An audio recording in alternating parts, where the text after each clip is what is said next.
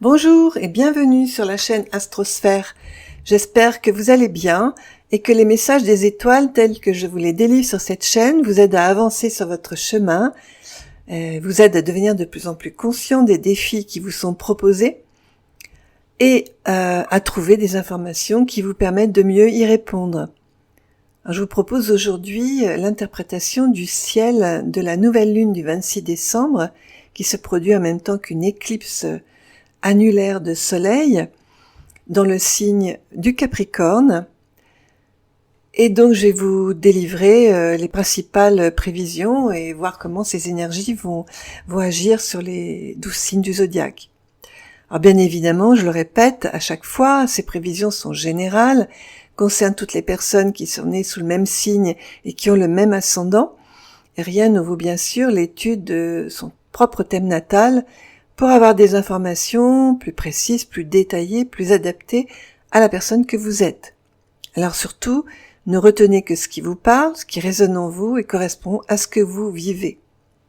Je vous le redis encore une fois, pour moi, nous ne sommes pas déterminés par les planètes et les prévisions ne sont pas des injonctions, un destin qui pèse sur notre tête avec de mauvaises planètes qui nous mettent des bâtons dans les roues. Non, nous avons tout simplement notre libre arbitre, la possibilité de dire oui ou non au changement. Alors, je vais très humblement être l'interprète de ces messagères du ciel. L'année 2019 s'achève sur les chapeaux de roue avec une belle éclipse de soleil, le lendemain de la fête de Noël, fête qui symbolise la lumière. En effet, la date du 25 décembre marque la remontée vers la lumière, puisque le pic d'assombrissement est arrivé à son maximum et qu'à partir du 25, les jours vont commencer à rallonger. Donc, une éclipse solaire qui intervient le lendemain de la fête de la lumière doit nous interpeller. Quel est le message qu'elle nous délivre ? C'est un beau thème d'éclipse, comme on va le voir, mais c'est une éclipse quand même. Et si vous avez écouté ma dernière vidéo sur la symbolique d'une éclipse, sur le plan astrologique aussi, eh bien, notre soleil, source de vie, va disparaître pendant un certain temps et va assombrir certaines zones terrestres, ce qui n'est pas anodin. En gros, le trajet de l'éclipse va traverser, donc comme je le disais précédemment, mais je le répète pour ceux qui n'auraient pas écouté ma dernière vidéo, les Émirats arabes unis, le sud de l'Inde, puis remonter jusqu'à Singapour, Sumatra, pour finir sa course à l'île de Guam, dans l'océan Pacifique. Alors cette éclipse, qui va avoir lieu à Paris à 6h15 le 26 décembre, présente un thème astrologique en ascendant Sagittaire, pour Paris. Elle met l'accent donc sur Jupiter, maître du Sagittaire, qui se trouve depuis le 3 décembre en Capricorne, à 5 degrés 20 exactement, donc en étroite conjonction avec cette réunion Soleil-Lune de la nouvelle Lune qui se trouve également conjointe au nœud sud en Capricorne. Nous avons là une formidable énergie positive, annonciatrice avec le bel aspect à Uranus de grands changements, d'ouverture, de nouveautés. Cela veut dire que nous est offert en cette fin d'année une belle énergie de confiance, de joie dans l'amorosité ambiante.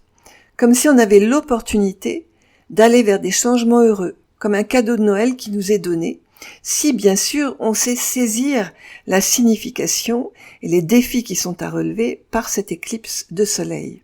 L'axe des nœuds sur l'axe des maisons 2 et 8, l'axe de l'attachement, l'axe de la possessivité, nous propose de lâcher d'anciens comportements, comme l'ambition démesurée, puisque ça se trouve en Capricorne en fait, l'envie de faste, de luxe, de dépenses, les désirs de possession matérielle, pour nous diriger vers le nœud nord en Cancer et en maison 8, la maison de la transformation, qui propose de nous détacher de nos sécurités matérielles, de revenir aux vraies valeurs de la famille et de façon plus élargie de la nation.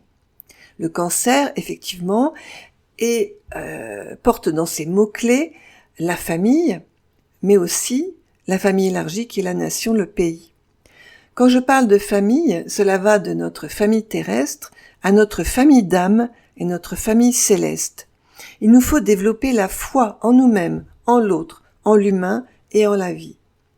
La récompense se voit dans le beau quintile, qui est un aspect mineur, éminemment spirituel, entre la conjonction Soleil-Lune-Jupiter à Neptune en Poisson. Il faut donc cesser de faire la guerre. La conjonction de ces 3 planètes qui est carrée à la Lune noire en Bélier nous montre cela. C'est notre défi. De belles choses peuvent arriver. Le ciel nous envoie de bonnes vibrations. Cela dit, nous avons ce défi à relever, d'oser nous sentir libres d'exprimer nos sentiments. Vénus est en effet carrée à Uranus en Taureau. Vénus est en Verseau. Nous avons le défi à relever d'être vrais et authentiques et de nous libérer de tout ce qui nous attache. N'oublions pas que Vénus maîtrise le signe du Taureau, signe de l'attachement par excellence. Nous devons ne plus avoir peur de la séparation, Vénus carrée à Uranus. Être nous-mêmes et ne pas fuir en cachant, en dissimulant ou en n'osant pas exprimer nos idées, nos convictions, nos idéaux, ou bien faire ou subir de fausses promesses. Ça, c'est Mercure en Sagittaire, carré à Neptune en Poisson, qui nous le demande. La planète Mars en Scorpion fait de très beaux aspects à la conjonction Saturne-Pluton en Capricorne et un beau trigone à Neptune en Poisson, et c'est très positif pour faire preuve d'inspiration, de constance et de persévérance, d'action concrète et pour se remettre en question, transformer nos comportements. Mars nous donne envie de rêver d'un monde meilleur et d'agir pour le bien de tous. Parce que Mars fait un magnifique trigone à Neptune, la planète du rêve, de la spiritualité, de la compassion, de l'intérêt pour l'autre. L'ascendant Sagittaire nous demande de continuer à suivre notre idéal, de coller à nos valeurs coûte que coûte. Et même si le monde actuel nous semble être de plus en plus difficile et nous apporte plus de morosité et de pessimisme que de joie et d'espoir. Eh bien justement, cette nouvelle lune très axée sur les signes du Capricorne et du Sagittaire nous montre qu'en collant à nos valeurs, en faisant preuve d'ouverture, de confiance en la vie, nous allons pouvoir bénéficier de toutes les belles énergies du Capricorne, c'est-à-dire la responsabilité, l'élévation, l'effort et la patience, la concrétisation, l'endurance et la persévérance, la sagesse et la force.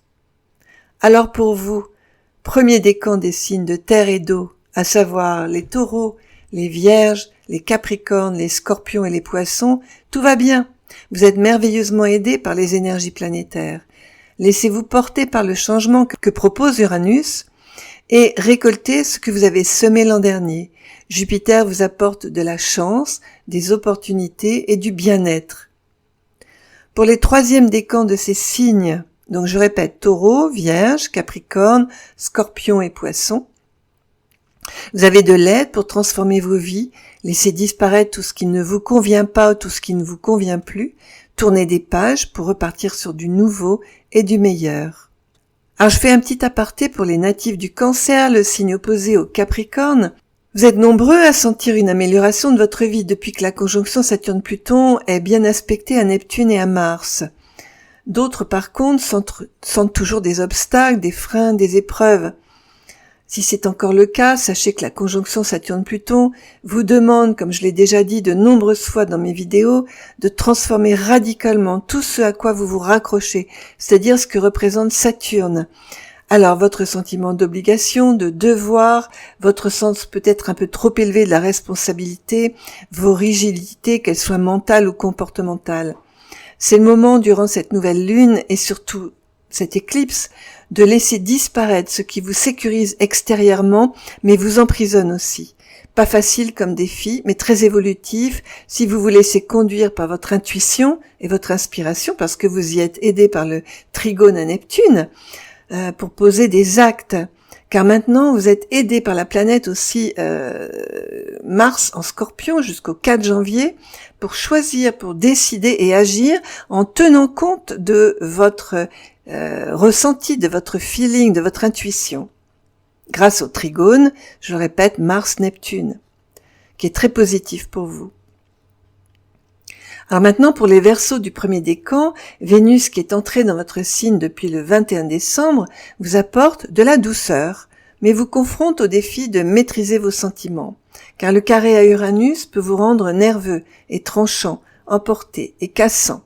Le travail proposé par ce carré est de changer votre façon d'aimer ou l'expression de votre féminité, la façon dont vous vivez votre féminité, dont vous l'exprimez au monde extérieur.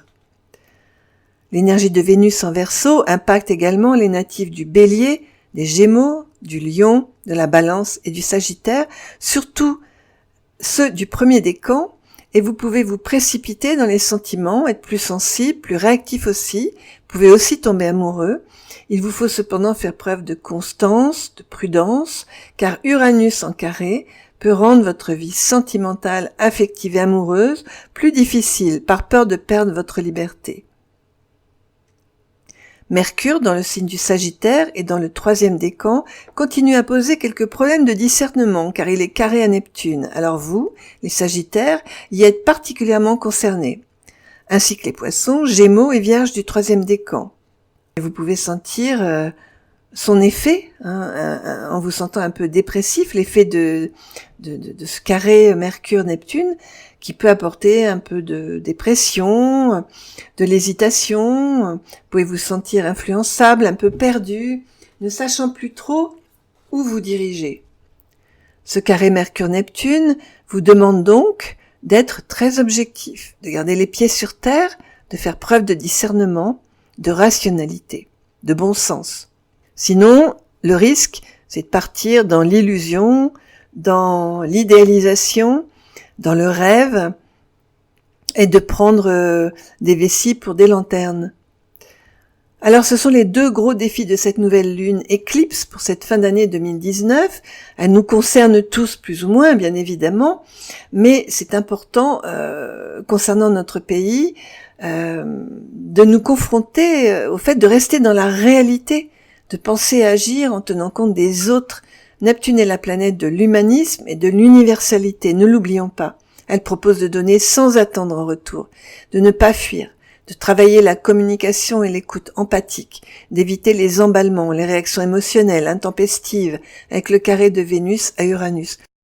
Elle demande également un gros défi qui est d'aimer inconditionnellement l'autre, les autres, et de penser aux autres quand on fait quelque chose, de ne jamais, oublier l'impact que nos actions, nos actes peuvent avoir sur les autres et sur le monde.